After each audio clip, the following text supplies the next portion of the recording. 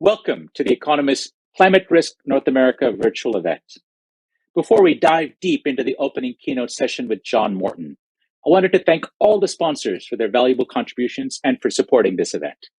Our silver sponsors, FM Global, Jupiter, and Clarity AI. Our ESG reporting sponsor, OneTrust ESG. Thanks again.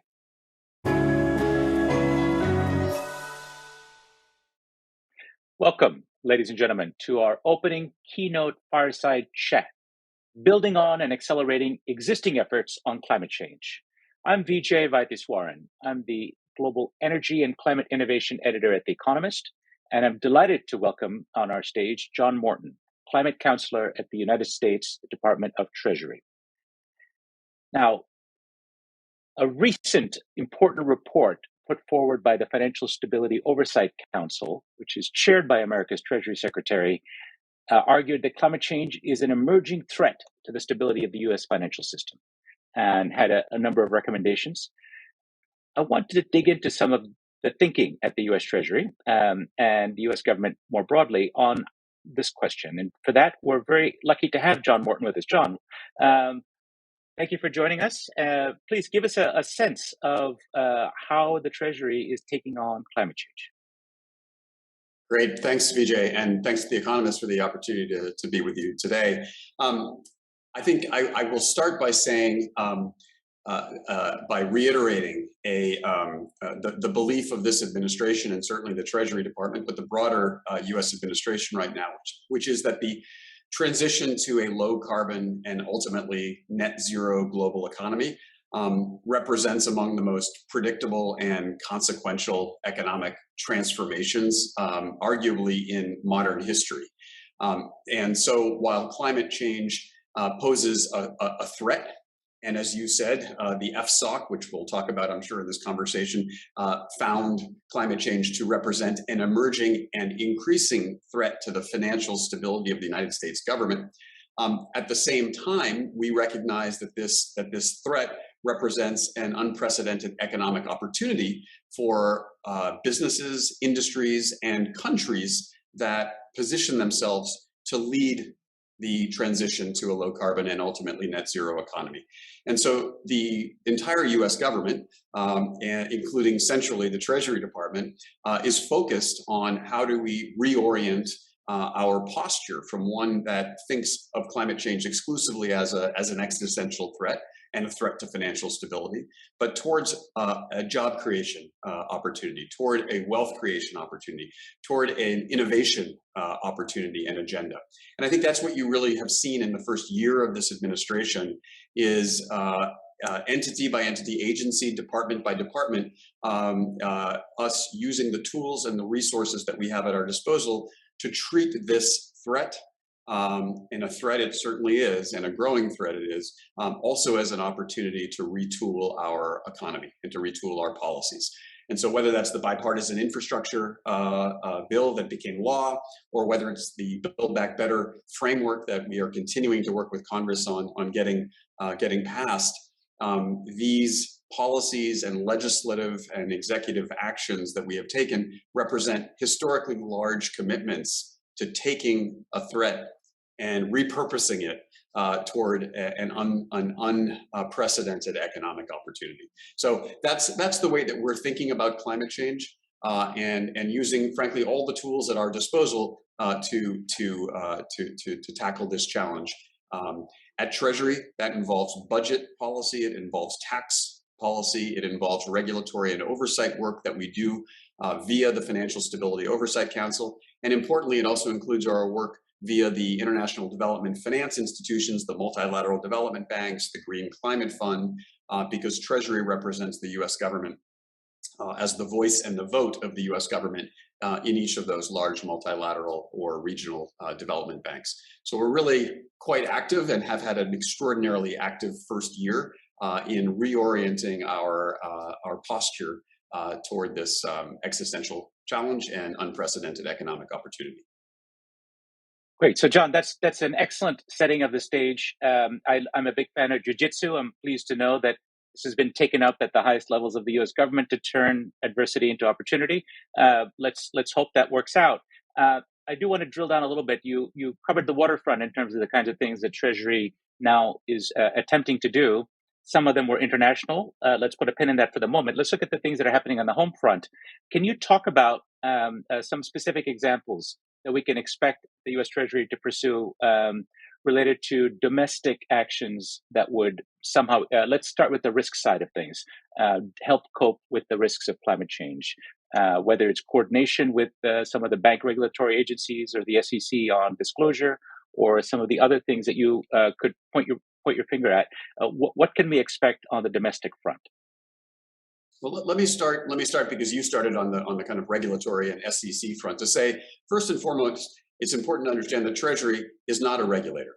We are not an independent regulator. The U.S. government has a host of, or the U.S. system has a host of regulators, whether the alphabet soup of regulators, the FDIC, the Fed, the SEC, the CFTC, the OCC, all of whom play a differentiated and important role in the overall financial regulatory landscape. Importantly, Secretary Yellen chairs what's called the Financial Stability Oversight Council. And in her role as chair, she can help set agendas for how those independent regulators tackle, address, and pay attention to key issues of particular concern to financial stability. When Secretary Yellen was confirmed, one of the first things she did was convene the FSOC, and in that role as chair, the first agenda item was climate change. So the regulators who were already beginning to treat climate change as an emerging systemic risk now are doing so, I would say, in a much more coordinated fashion. And in a very important report, historically important report on financial risk that came out in October, there were 30 some odd recommendations that the FSOC made back to the member entities, these independent regulators, regarding actions or pathways for those institutions to consider as they begin to further mainstream climate risk into their operations. And those work streams, I should say, are all active and underway right now. And I think we should expect over the course of 2022, the independent regulators to make a series of very important, high-profile announcements related to how they are continuing to mainstream climate risk into their operations. And some of the initial rules that we expect to begin seeing very shortly will begin coming out, I think, over the course of 2022. So again, Treasury doesn't dictate to the independent regulators, but does help set an agenda and has already very effectively, I think, elevated climate-related financial risk within the agenda, the shared agenda of the financial regulators. That's, I would say, number one, and arguably among the more important levers that we have exercised. So this coordinating function, as you rightly say, the secretary is the chair of that effort, the council. So it's really the coordination and the setting of priorities. We've heard terms like all of government response to climate change as it's being taken on by the Biden administration. So we're getting a sense of that coordinating function and some action to come from the different agencies. Continue on. You were going to say the next point in your I was going to say,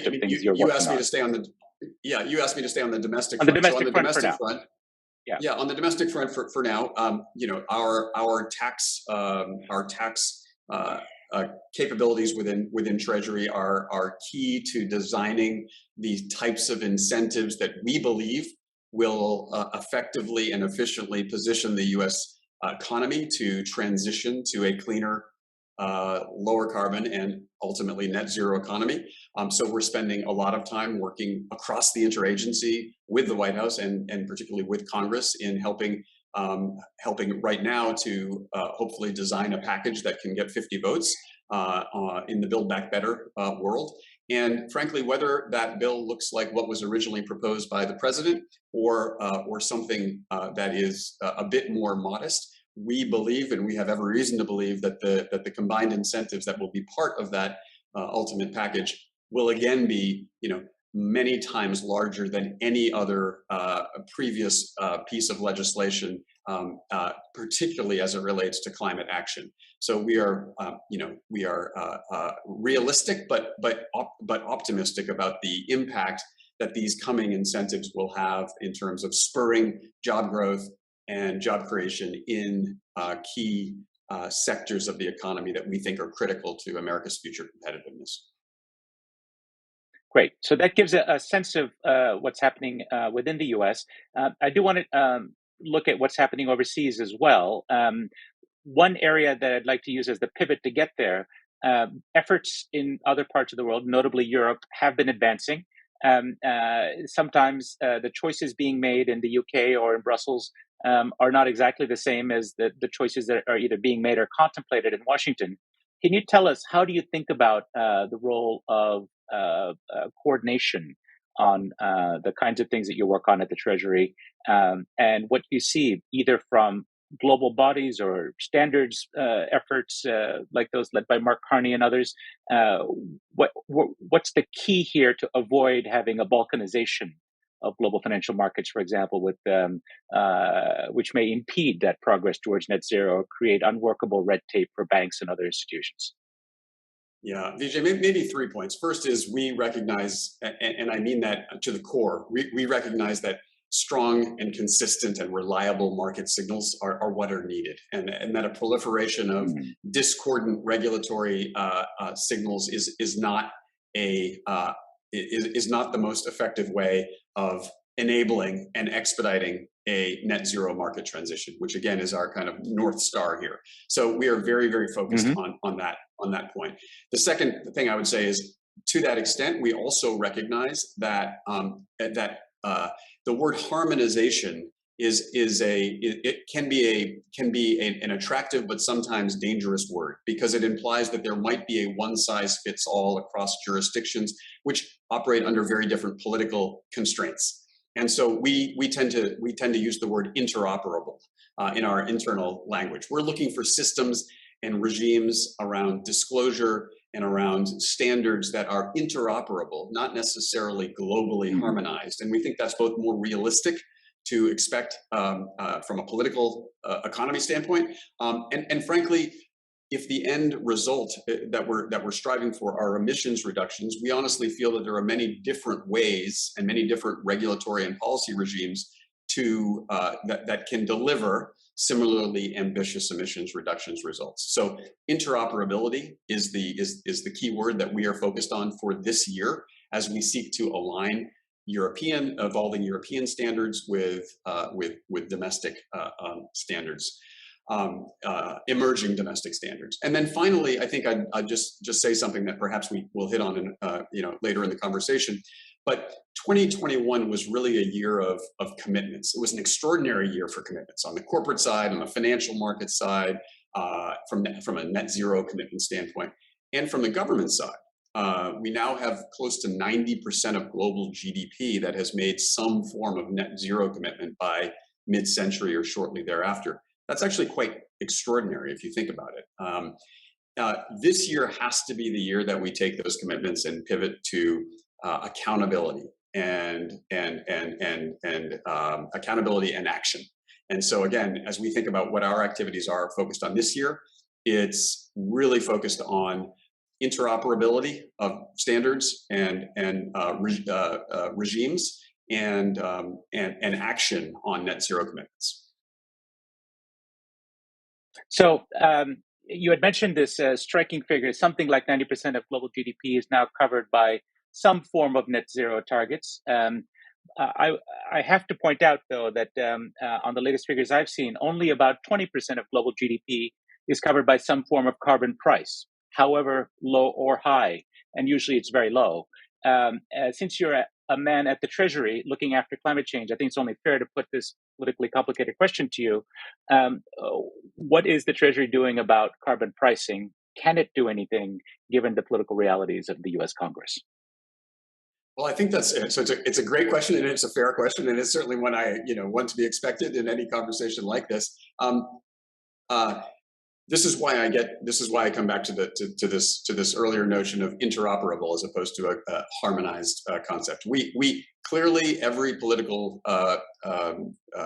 entity in the world operates under slightly different political constraints. I think I don't need to speak in tongues to say that we are we operate under a certain political reality in the U.S. right now, in which carbon pricing is a extremely difficult thing to imagine, at least in the near term. However, the U.S. has been extraordinarily successful at reducing its emissions over the last, let's say, decade, and we have every reason to believe that the NDC, the nationally determined contribution that the U.S. put forward last year of reducing its emissions by 50% to 52% by 2030, is very achievable if we put in place the policies, the combined policies that we have proposed in the Build Back Better framework, as well as the infrastructure bill. And so we are focused on using the tools that we think are achievable and reliable within the U.S. context to achieve meaningful greenhouse gas emissions. So I think that the notion of pricing, I think, is one that will stay, will become increasingly salient in the years ahead. But at the moment, we are proceeding on other paths to achieve similarly ambitious goals, and our record so far has been pretty good on that front. I would point out. Thank you. Yes, I know that was a tricky question for you, but you handled it with aplomb, I would say. I must say, for the record, The Economist has long argued for carbon pricing. I think I wrote my first leader on this topic, advocating revenue neutral carbon taxes 20 years ago. We've yet to see them, at least in the US, but we will continue to bang the drum, at least in our shop. You had mentioned in passing some other aspects of international policy, I think maybe referencing some of the financing of projects overseas, over which Treasury may have some direction. Can you talk a little bit about divesting from coal, for example, and moving away from other forms of fossil fuels? What's the Treasury's current position, and what can we anticipate in future? Sure, and Vijay, if I may just make one more comment on the pricing issue, because I think it's important. What we have seen over the last year, arguably one of the more important developments of the last year from a market signaling standpoint, have been commitments coming out of the European Union and Canada and other places, who are beginning to talk about carbon border adjustments. Right, the notion that the carbon intensity of the product that you are seeking to sell into another market will become a liability, or at least a factor in the price of that product sold into a market. And the specter of high carbon intensity products being charged more for to be able to access large markets like the European Union is no longer a thing of science fiction or 10 years forward. Right. We're talking about within the next 2 to 3 years. That is a forcing function, I think, for very serious conversations within the U.S. government about and within Congress about how do we, what is the appropriate reaction to that to those coming policies. And I think that will have a catalytic. Now, will the U.S. implement a similar system? Do you think? Would the U.S. implement a similar CBAM, as it's called? The president has made clear that he believes that it is a tool that should be on the table in order to level the playing field and create a level playing field for the fair and equitable trade of products around the world. So at the moment, there's I can't speak to whether or not there's proposals, but Congress has certainly been there's been parts of Congress that have been discussing these matters.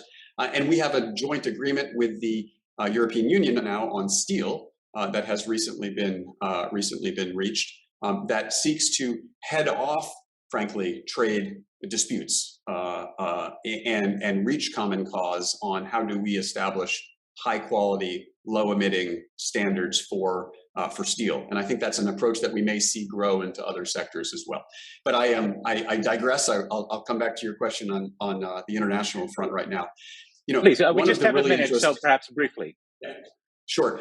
I think there's 3 things we need to do on international climate finance. The first is we need to finance less brown industry. So that means phasing out public support for coal, certainly, oil and gas, as quickly as possible. And that's something we've really focused quite a bit on in this administration. The second is we need to significantly increase our finance for green solutions, whether it's energy, transportation, low-emitting infrastructure, et cetera. We're really pushing on the multilateral development banks to do more green finance, more climate finance. And the third, very exciting new area, is we need to figure out how to finance the expedited closure of high-emitting assets around the world, in particular coal-fired power plants in high-emitting middle-income countries. We had a landmark deal with South Africa signed during COP to do just that. And I think one of the things we'll be looking forward to in this year is how do we strike similar deals with large, high-emitting middle-income countries, perhaps in Asia, to begin helping support the closure, the expedited closure of high-emitting assets in countries. So those are three areas that we're really focused on in our international development finance policy. That's great, John. You've given us a good insight into the range of things that Treasury is doing. We've just run out of time, so I'm going to leave it there. With much gratitude to you for joining our Economist event, and also to thank our audience for joining us for this particular session. Please stay tuned for our next session. Be about to start imminently.